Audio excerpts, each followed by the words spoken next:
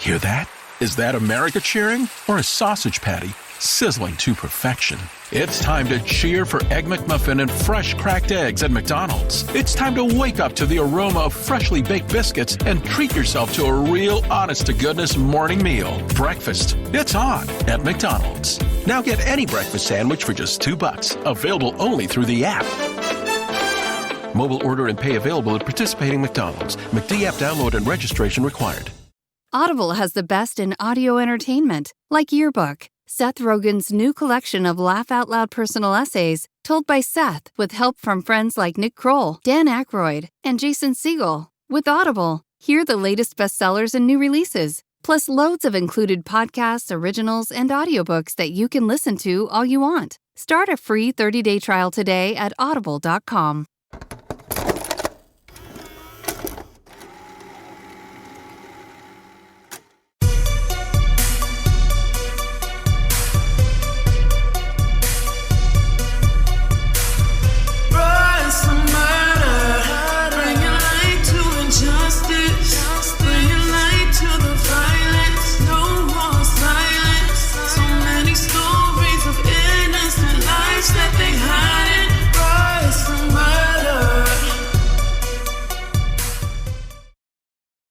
One, two, three. Oh, shit! That was terrible. It's not good on my end. Hey, it's not good on my end. No, not ring. It was like, Not for me. I thought that was solid. I was excited. Speaking of excitement, welcome back to Bros of Murder. Battle, are you suffering right now? I'm so tired. I ran 10 miles this morning. Ooh, look at you. Powerful. Yeah, I had a bagel this morning. And then I had avocado toast thanks to Gwyneth P. Hey. Gwyneth Paltrow? Yeah. You know, she's the one that like pretty much started Goop, right? the trend. Goop. Yeah. Well, she also started No fucking way. Are we giving... I wanted to say, Gwyneth Paltrow. It was putting avocado on toast. She's not even a millennial.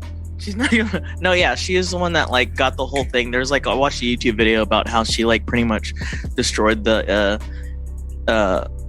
environment with the whole avocado toast thing and selling people avocado toast for like $10 and then making the cost of avocados like really high because she's just like, oh yeah, tank the market. Yeah. I'm Joe Rogan for women and oh shit! Like that's yeah. I mean, you're good. Hey, right. Accurate.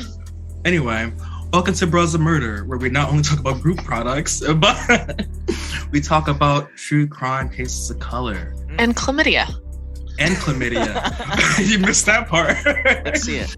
Thank you. Okay, but yeah, so welcome to the show. This episode's all about Vanished. And I know, Battle, you said you wanted to start first, right? Yeah, I do want to start first. So everyone's doing well. Hashtag Doja Cat, get into it, yeah. I don't like Doja Cat either, so we don't have to talk about her ever. That was for Kelly. That wasn't meant for anybody else but Kelly. I don't know.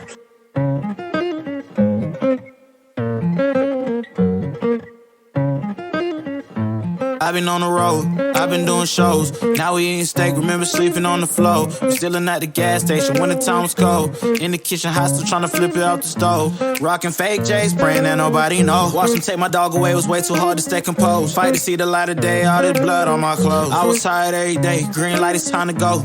I don't wanna live life fast or die too young. Die too young. 100 miles per hour, I might crash cause the good die young.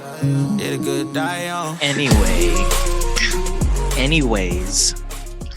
Sorry, Daddy Battle. I'm sorry, I know. No one knows the whole idea behind the daddy part. It's the Patreon stuff. Daddy fucker.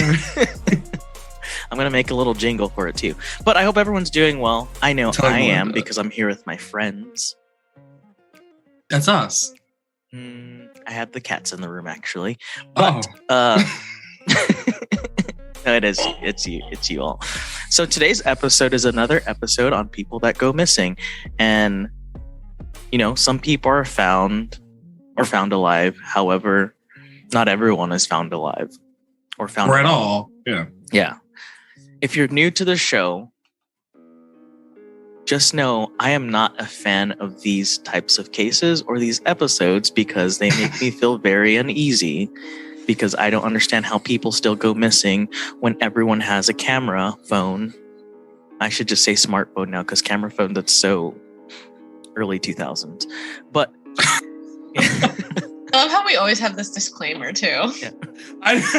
Battle does not like unsolved mysteries. I do not. They're not fun to me. They make me feel uncomfortable. Yeah, so I hate that.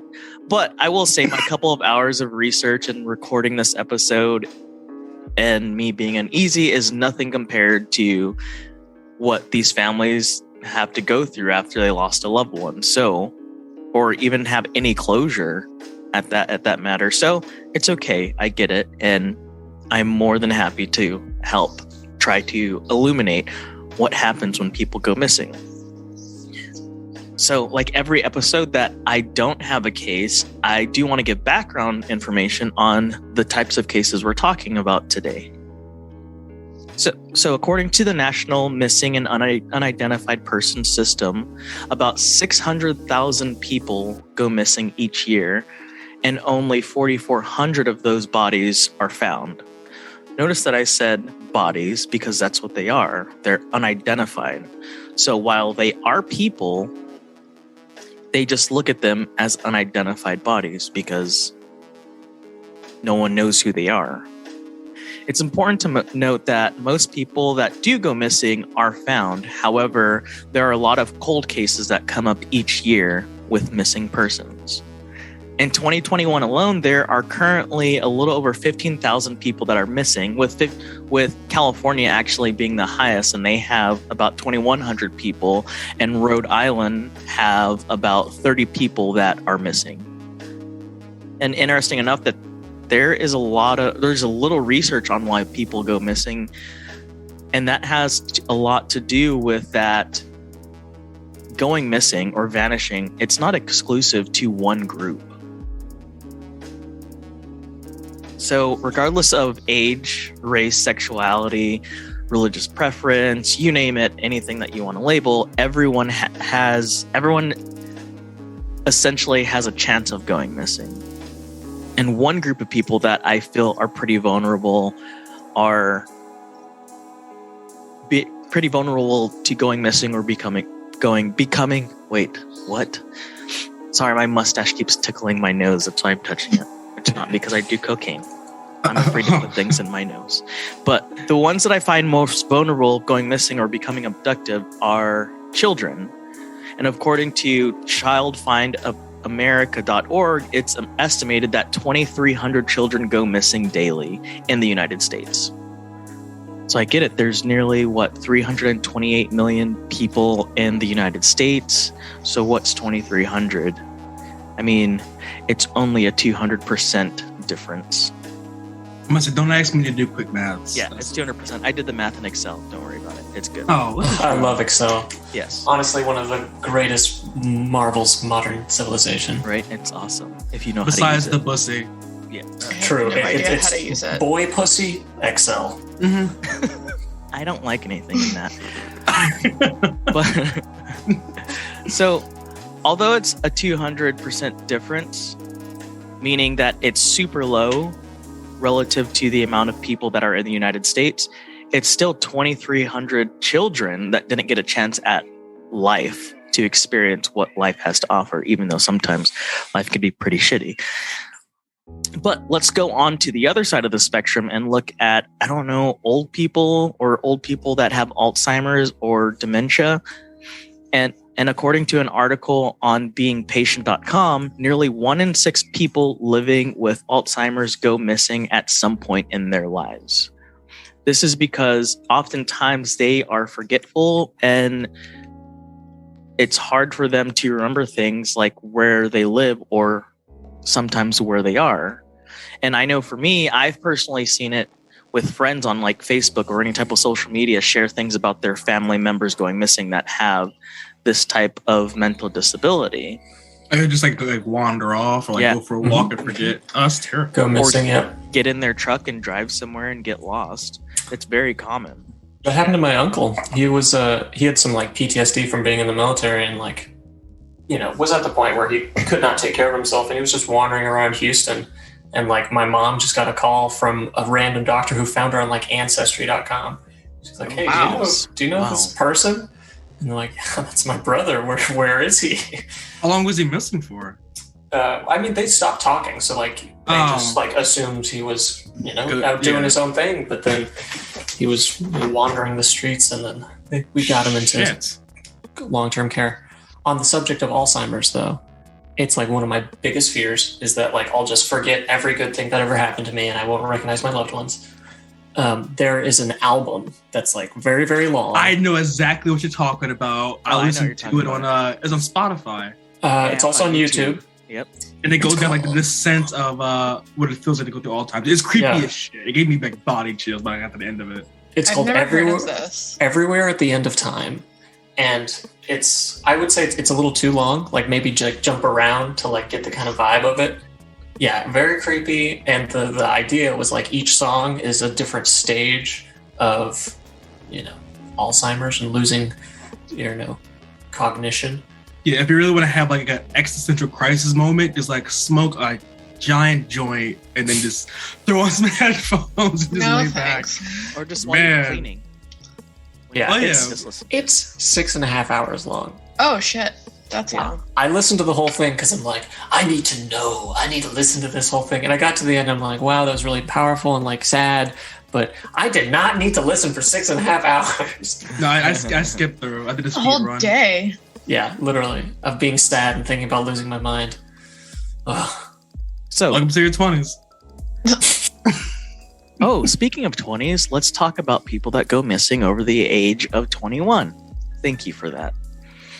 Nearly 154,000 people over the age of 21 go missing, with 95,000 of those being men and 59,000 of them being women. That's not the case for people under the age of 21, where 209,000 girls and young women go missing, and 178,000 of boys and young men go missing. Needless to say, I get it sounds very scary because it is scary.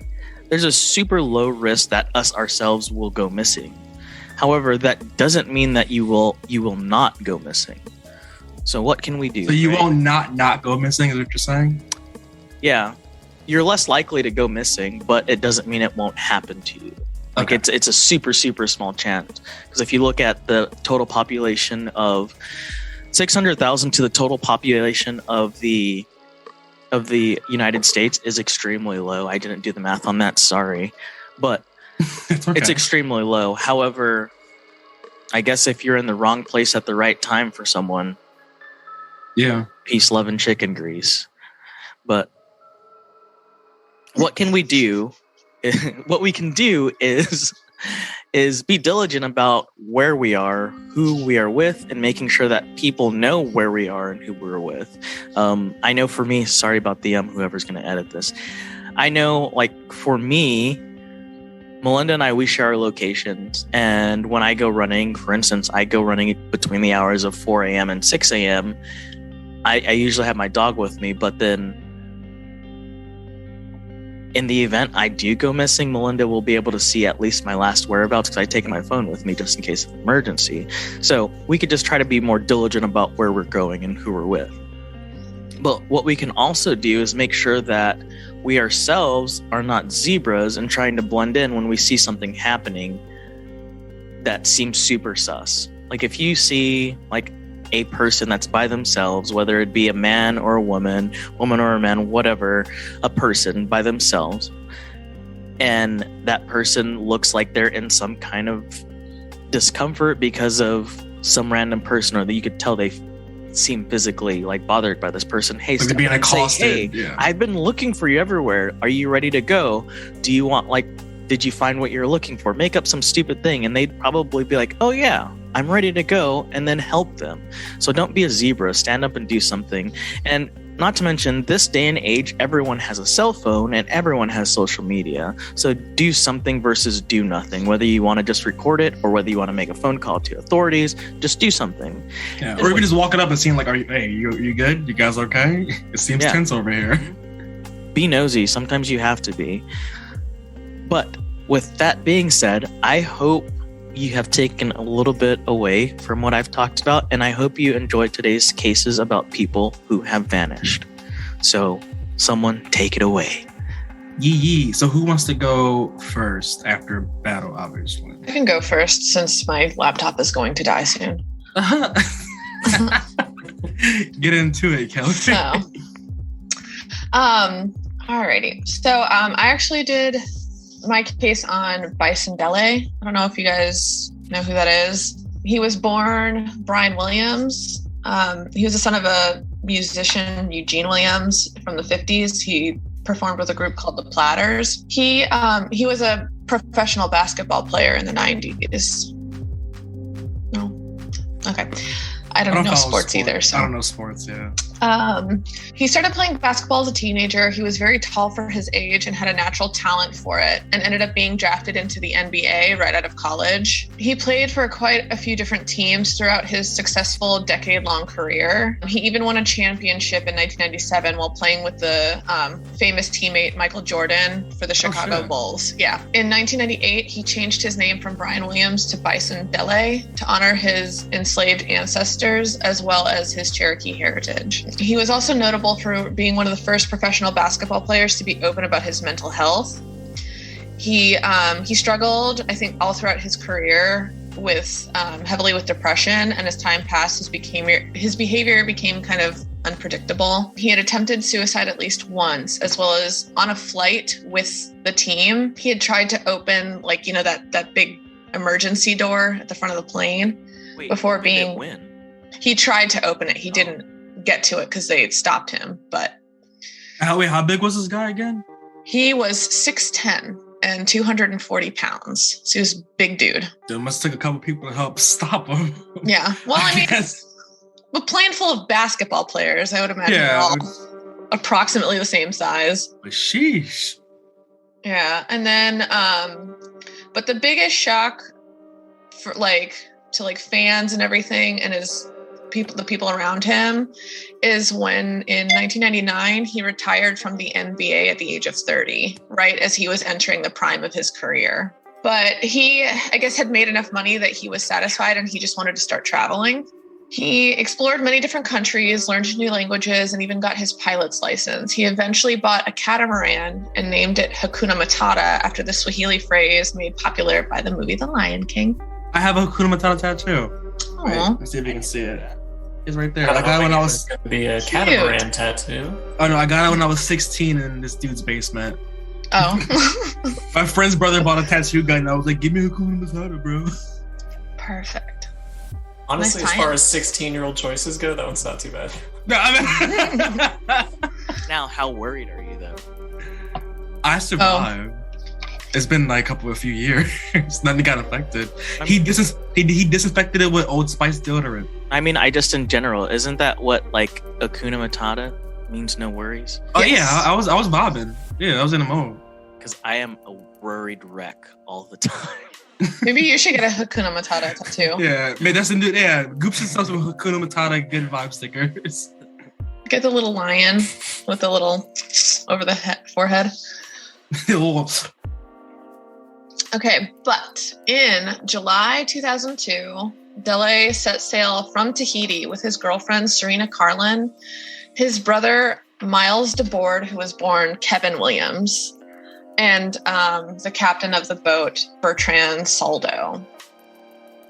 So, the first substantial indication that something was amiss was when a check supposedly written by Dele for the amount of $152,096 was paid to a company called Certified Mint, located in Phoenix, Arizona. And this was about 2 months after they had set sail in Tahiti. So this was early September and he was supposed to still be on his trip. So his bank flagged it and contacted his financial planner, Kevin Porter. Apparently, the contact information on the check had been changed to an address and phone number not associated with Dele. Then, when a man claiming to be Dele showed up at the mint to pick up the gold coins he was attempting to purchase, he was promptly detained by police. Despite having Dele's passport and credit cards, the man turned out to be none other than Dele's older brother, Miles DeBoard. DeBoard claimed that he had been sent by his brother to complete the transaction. Since no one was able to contact Dele to confirm or deny the story, his brother was let go. Yeah, I'm sorry. No one's gonna back you up. Yeah, you're good. Well, he couldn't. You definitely didn't do anything.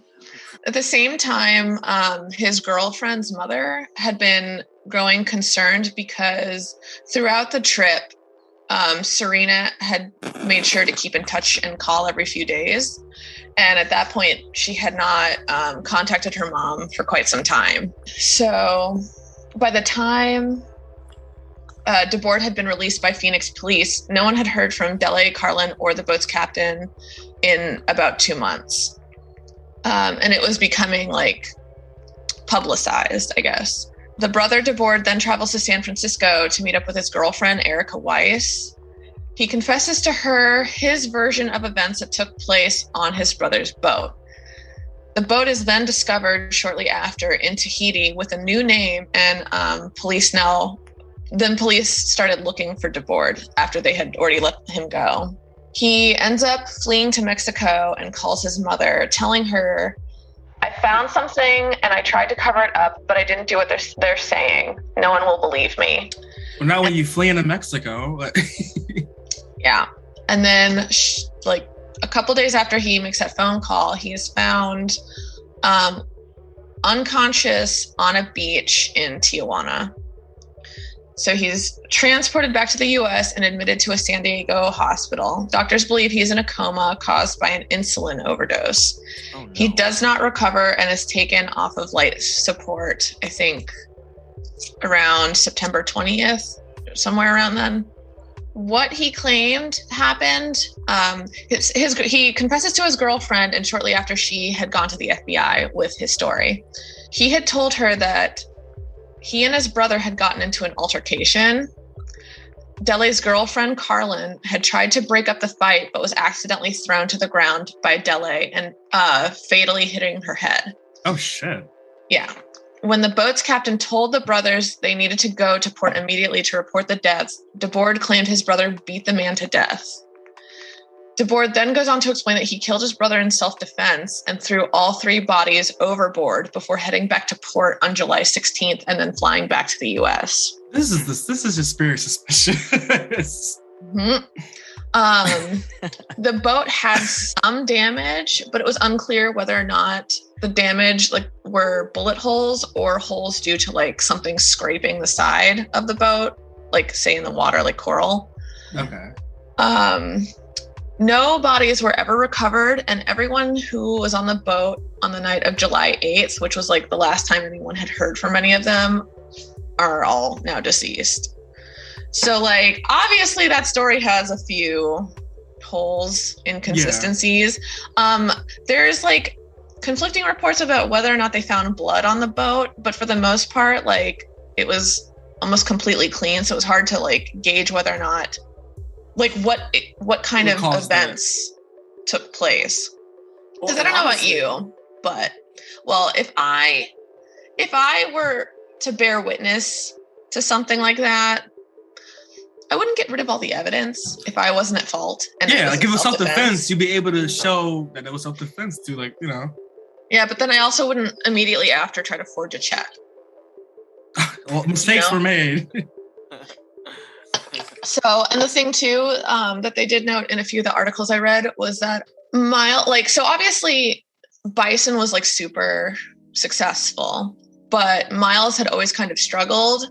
He also had issues with his mental health and was an alcoholic and never really had good financial standing, where his brother would have to come in and bail him out a lot. Yeah. So he actually had shown up unexpectedly and joined their little trip in Tahiti. So he wasn't originally planned to be on the boat at that point. So just a lot of really odd things, adding up. But unfortunately, there's no way to ever figure out what happened. Yeah, I don't trust boats. I don't do that. Like, if someone ever invites me, like, oh, you want to go on a little boating trip? No. Not in open water. Nope. Well, you ever notice it's always like rich people in boats? Because like what the whole thing with like Robert Wagner, and I don't remember her name, but the woman who was in West Side Story. The one that played Gloria? I don't think so. Or Maria? Yeah, I think it was Maria. I don't know. It was her, Robert Wagner, and When you're a shark. Christopher Walken were all on the boat.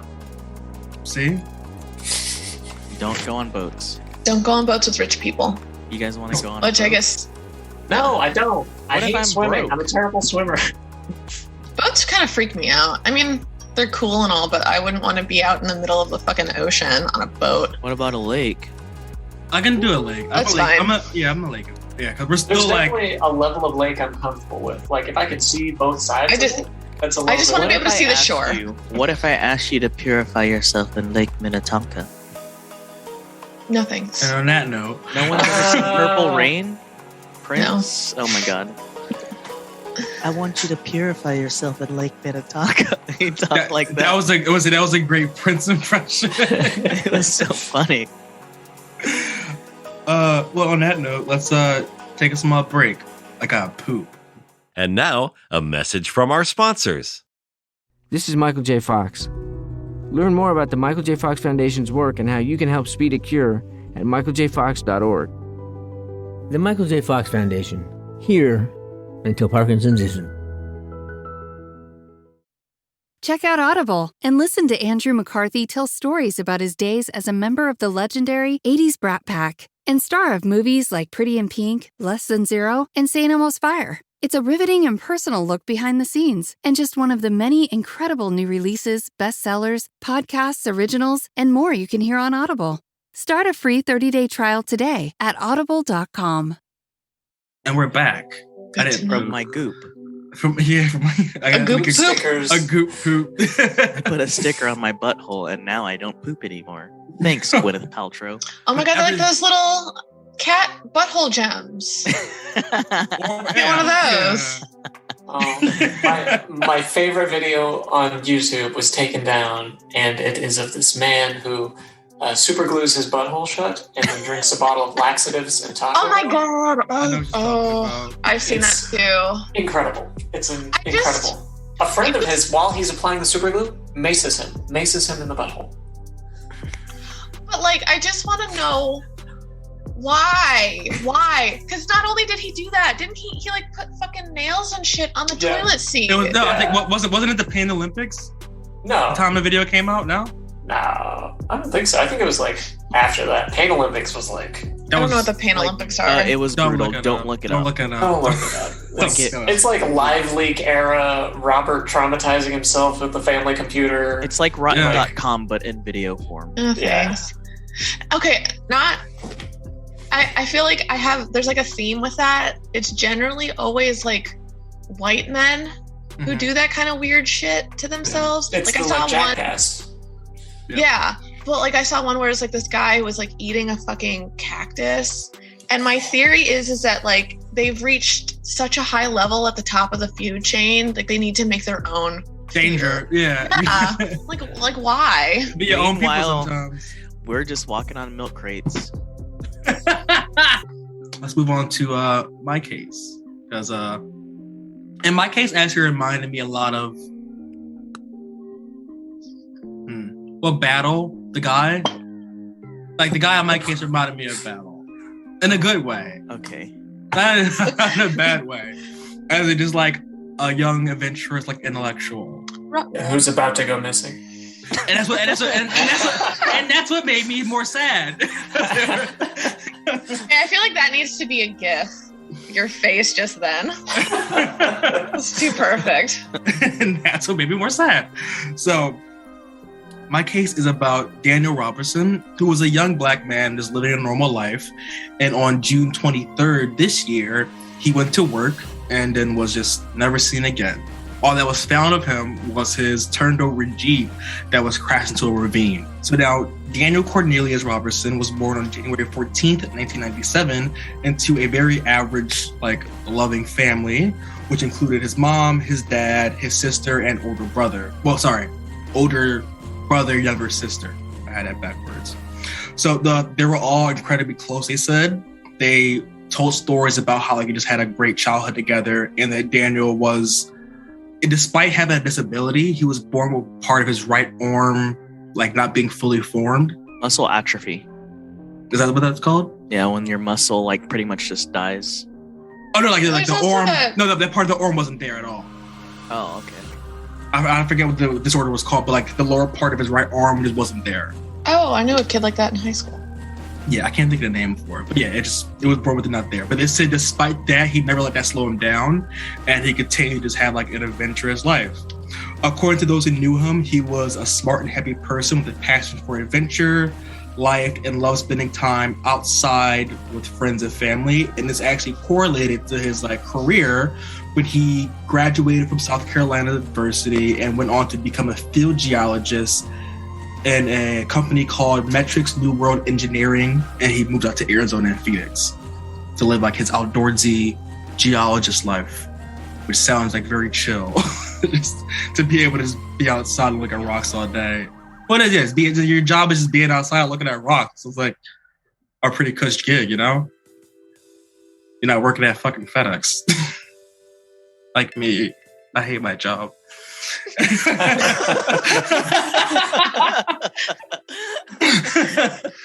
Did I get too real?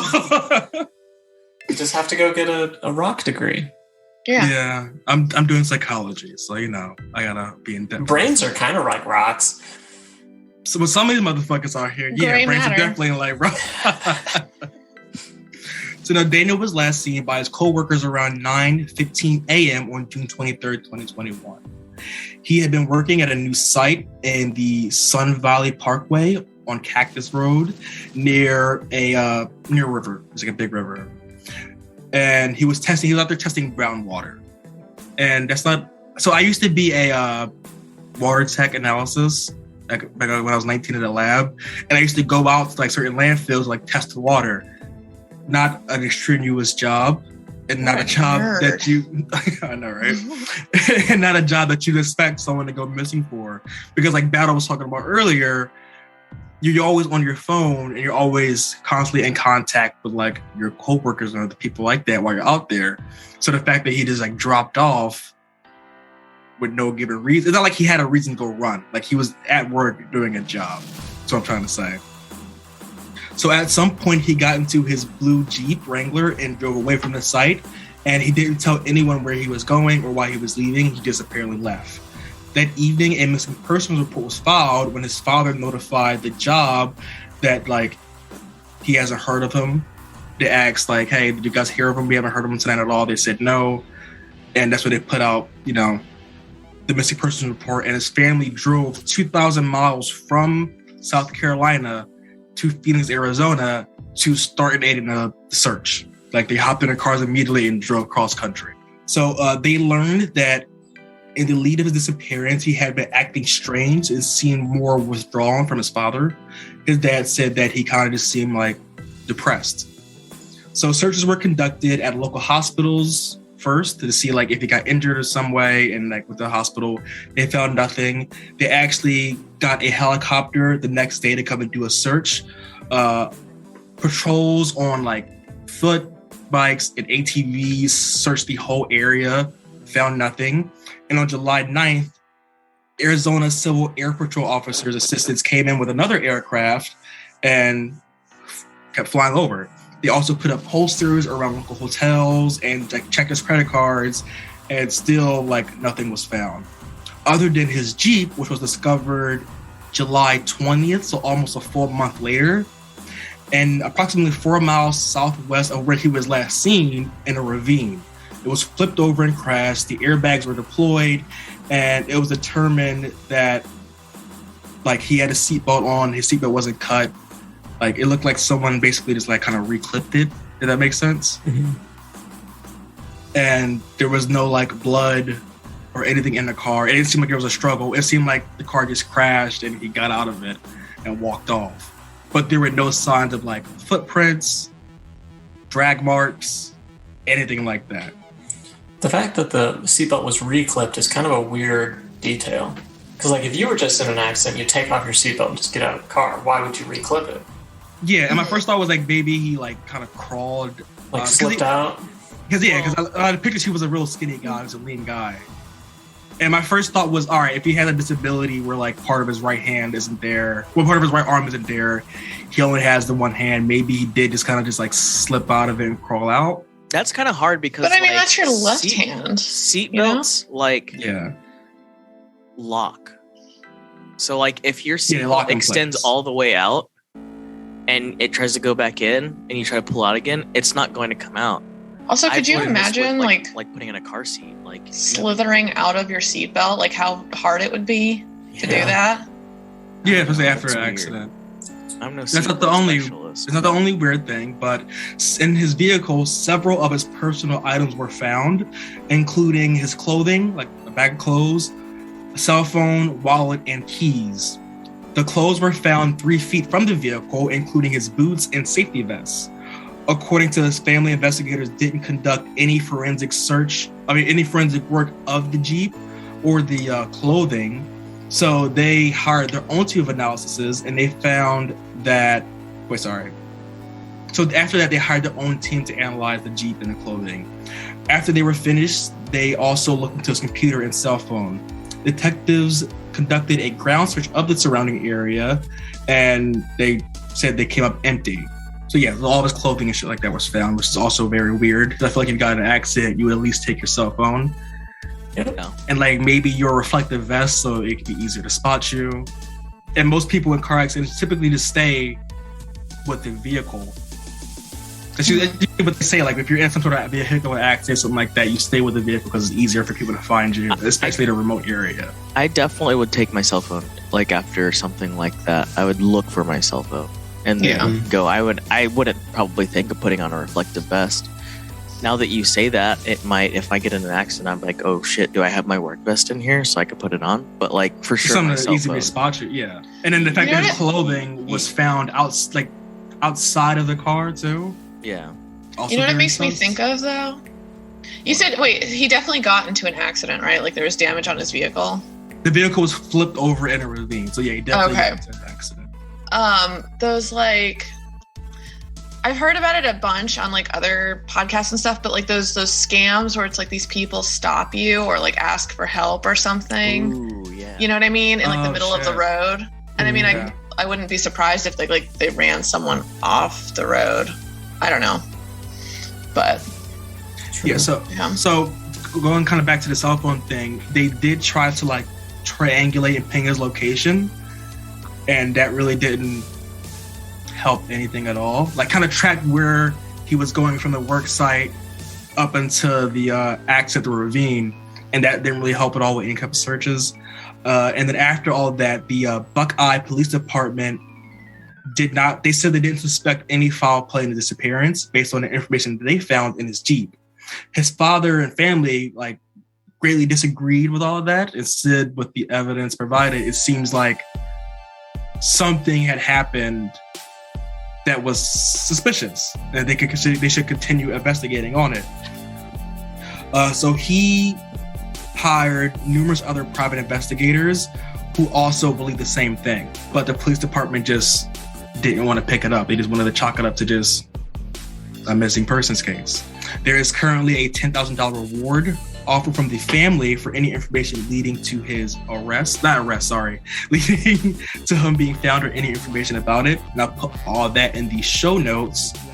And yeah, we see this a lot where certain suspicious cases, especially with people of color, just get turned into like, oh, they close it kind of quickly rather than other cases, or chalk it up to like a runaway or something like that. Even though there's like a shit ton of just very suspicious evidence, he was in the desert, right? Yeah, he's on the desert doing water testing. I mean, he's outside of his car without his clothes. Like, he's dead of exposure for sure. Yeah, unless he got picked up by someone like. So scary. Yeah. So I'll post all that. It's like, say someone like stopped him, like I said, like one of those weird scams, and then just like clipped his like car and like threw it off them into the ravine or something. Who knows? Maybe he's with someone else kidnapped. They do that scam out here in St. Louis like pretty regularly. Like someone will just have their hazards on like at an off ramp or something, like in your way, and then they're like, "Oh, sorry, can I like borrow your phone to like call somebody?" And as soon as you give them your phone, they're like, "Okay, well, I'm robbing you. You should leave now." Yeah. A couple of days ago, something like that. Like, it seems sus. The situation happened to me. So I'm on my way to work, and I go to work at like 1 a.m. every day. So I'm on my way to work. I know, right? I'm on my way to work, and I see this dude who's like trying to wave down cars, and he's like limping and shit. So I go by him, and like his limp looked pretty severe, and the way like he was like flagging seemed like frantic. So I'm thinking, like, oh, maybe he got into a car accident, or maybe he got like clipped by a car and he needs help. So I double back around. I pull up to him, and he just automatically like straightened up his back, stopped limping, and walks up to my car. Like, oh, hey, I gotta run to the bus stop down there. And I was like, the bus stop is like not even a mile away. So yeah, can I just get a quick ride? I was like, no, man. I did not get in my car. Like, you straight up stop limping and wanted to ride half a mile away to a bus stop? No. At 1 a.m., no. I used to have a buddy who, like, whenever he was hitchhiking, he would take off his shoes. He would do it barefoot. He's like, because nobody wants to see that on the side of the road, and they always pick me up when I take my shoes off. Jeez. Wow. Well, I'll be putting the description and the number to call and all the information for Daniel Robertson in the show notes. So if you're in the area, if you're in Arizona and you know something or see something, say something. Yeah. My first thought was, like Robert said, he got into an accident, climbed out of his car, and like maybe just wandered off looking for help. Because I can excuse leaving your self-ownership behind if you have like a head injury. Right. Yeah. You get blasted with that airbag and then you're not thinking straight. Yeah, you just try to stumble off and look for help. You just collapse somewhere. I don't know how they couldn't find his body. True. I don't know. It's all very suspicious. But yeah. And a reminder that if you're ever in the desert and your car breaks down, do not leave your car. Stay in your car. You'll die of exposure. Yeah, stay in or near your car. If you get into any type of airplane accident or whatever, first thing they tell you to do is stay near like the accident site because it makes it easier to find you. People can see. Yes. Yeah, it makes it a lot easier to find you. Also, emergency blankets. If you get like a reflective one, that's awesome. If you can't do that, get blue, because blue is the most unnatural color and it's easy to pick up from like an airplane or a helicopter. Survival tips. We got you. I did search and rescue. I have a whole survival book actually right here. Heck yeah. I stay ready. Okay. But yeah, so not battle. Sorry, Robert. Man, I wish it was battle. Get serious. This is a scary one. Ooh, spooky. So I want you to imagine something. I'm imagining. Jesus Christ. You're out with your friends, you get home around like 11 or 12. You're like, oh, what a great night. But, I got to go to work later, but tomorrow's Friday. It's cool. You lay down in bed, fall asleep eventually, and then you die. You just die. And you and 90-something of your other neighbors just die in the middle of the night. What? I am intrigued. So Thursday, June 24th, 2021, the Champlain Towers South collapsed. It was a building. Oh, shit. In the middle of the night, collapsed. All things said and done, after 4 weeks of searching for, missing people, about 100 people died. I think 35 people were rescued, but the only people that survived the rescue were people who were pulled out the same day the tower went down. Jesus. And where was this at? Where was that again? This was in Miami in a suburb called Surfside. Yeah. Damn. When I first heard this story, because at that point it was still being reported like 100 people missing, like all these people are just trapped in this rubble. And then I start thinking about how, like, the little things around my apartment that, like, my landlord refuses to fix, or, like, in our building, that they're just like, we'll get to eventually. Or, there's bugs, but they're not doing any structural damage, probably. Probably. The cause of the Champagne Tower collapse was water damage as a result of the waterproofing involved with the pool wasn't done correctly. And they've known about this issue since 2018. And they had, plans, a big $15 million project, plans to fix this thing. And now they got a big ass lawsuit to plan for. The fuck? Probably gonna be more than $15 million. And 100 people no longer are alive. This specific building had a large population of Latino people, and amongst them was the sister of the First Lady of Paraguay. So the Paraguayan government was also involved in the search effort. And for a little while, like in the very beginning, there was a bunch of like conspiracy theories about like, oh, there was political people like who lived here. Oh, like a hit type thing. Yeah, but that's just it's very convoluted. Crazy people getting crazy. Poppycock, darling. Yeah, so this woman and her husband and their 3 children all died, pretty much instantly. We would hope. We don't know for sure, but in a tower collapse, a lot of the people it could be quickly, either way. Yeah, and then, some don't. Some people are trapped in areas and can't get out, or are slowly crushed underneath rubble. So yes, there was an engineering inspection by Morbito Consultants in 2018 that showed a major error in the construction of the pool deck. This major error would then go on to cause water damage to concrete and rebar that was critical to the building structure. This case also reminds me a lot of the Flint water crisis, because it was, major structural damages and issues that were known about, that enough people kind of like turned their eye, delayed until the point that it was like a major health crisis or was impacting many, many people. One of those, like, at best by accident and like at worst by design. Yeah. Not saying with that a little people bit who of own this tower, the like absolute criminal negligence. And I couldn't find any information about if anyone is going to get charges or see any prison time about this. But yeah, a beachfront property at 1 a.m., just goes missing. It disappears. And the 100 people that lived inside are gone too. It makes me think of the whole power grid thing in Texas this past winter. Yep, absolutely. Like, they knew it 10 years ago that it was going to do that. Or what was that facility? It was some other country that like literally exploded. Like, it was like a chemical factory or something. And only one like Eastern Europe. Yeah.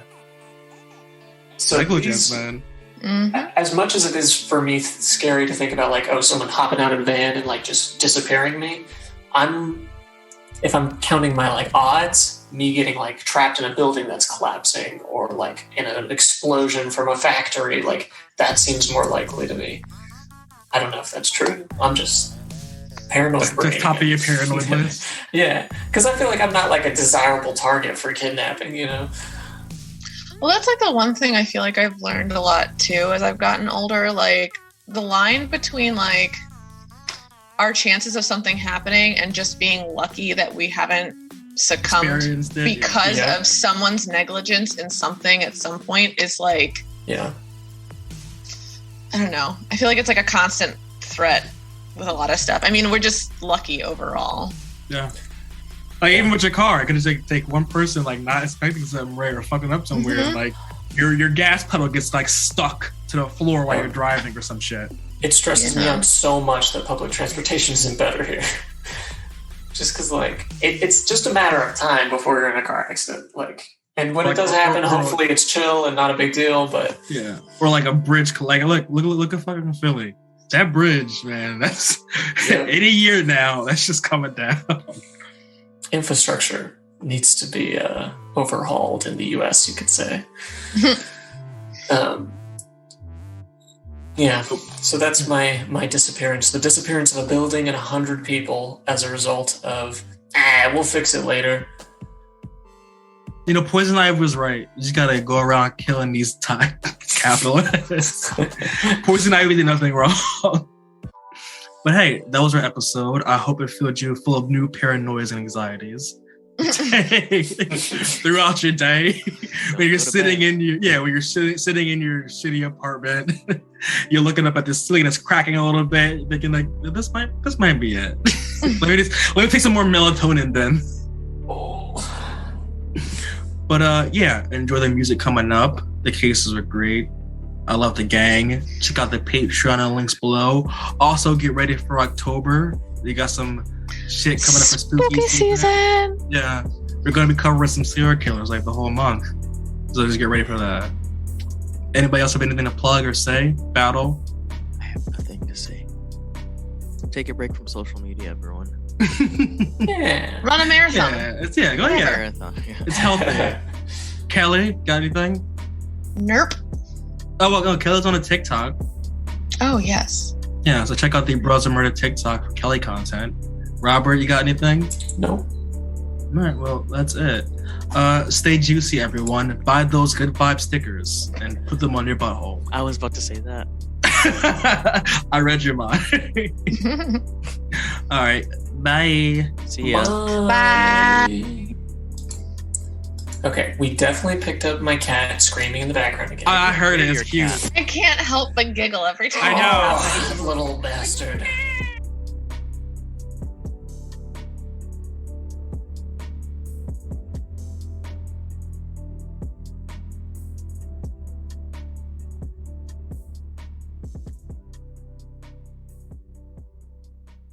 Gym sessions and sweaty summer activities are back, which means more funky smells in your clothes because sweat leaves behind bacteria that causes those hard-to-remove odors. Clorox fabric sanitizer products are ready to zap the stink out of fabrics in your home by getting rid of 99.9% of odor-causing bacteria. Eliminate odors in every load or sanitize fabrics between washes with one of our fabric sanitizer products. Search fabric sanitizer at Clorox.com to learn more. When it counts, trust Clorox. Use as directed.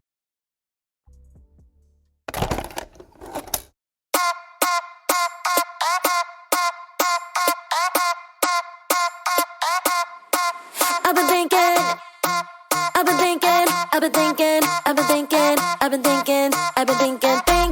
about you. 아무리 고개 흔들어도 난 네 생각만 하고 있을 뿐. 아무리 딴짓해봐도 난 너의 목소리만 들릴 뿐. 있으면 내 here with me. 가진 심장이면 please tell me. 빨리 고백해볼까? 눈 감고 말해볼까? 미치겠어 only you. 이런 건 처음이야. 너무 스리잖아. I've been thinking about it. I've been thinking about you, boy. Yeah. All I think about is you, boy. All I think about is yeah. All I think about is you, boy. All I think about is 내 맘 아는 사람 손들어 하여 우리 눈엔 완벽한 lover. 내 맘 아는 사람 손들어 하여 우리 눈엔 완벽한 lover. 다가가도 괜찮겠지? 다른 애들보다 내가 훨씬 단단하게 걸어가면 다들 속닥 My confidence is shooting through the roof. 아무리 고개 흔들어도 난 네 생각만 하고 있을 뿐. 아무리 딴짓해봐도 난 너의 목소리만 들릴 뿐. 있으면 내 here with me. 가진 심장이면 please tell me. 빨리 고백해볼까? 눈 감고 말해볼까? 미치겠어 only you. 이런 건 처음이야. 너무 스리잖아. I've been thinking about it. I've been thinking about you, boy. Yeah. All I think about is you, boy. All I think about is yeah. All I think about is you, boy. All I think about is 내 맘 아는 사람 손들어 하여 우리 눈엔 완벽한 lover. 내 맘 아는 사람 손들어 하여 우리 눈엔 완벽한